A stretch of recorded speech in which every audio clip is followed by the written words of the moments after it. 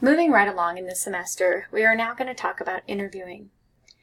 Interviewing is a very important skill that is needed. An interview can make or break you in terms of job hunting. So first, what I'd like you to do is watch the video or the PowerPoint on interviewing. Next, and this assignment's a little bit different, you're going to need to come up with answers to these mock interview questions.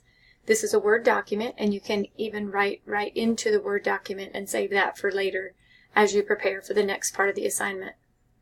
The final part of the assignment is actually a mock interview. Your friend or family member will actually ask you the questions that you had just prepared, and you are to videotape yourself answering those questions.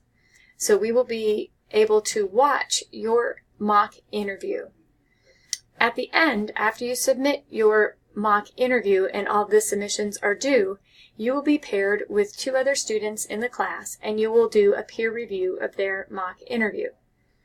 Please note, this is the first time I have used this workshop tool, so I'm not 100% sure it will work. If on May 11th, in the morning when you wake up, you do not have a mock interview to review, please let me know as soon as possible so I can work on the settings and set you up with 2 other students in class to review their mock interview. Good luck on the interview process and have a great day.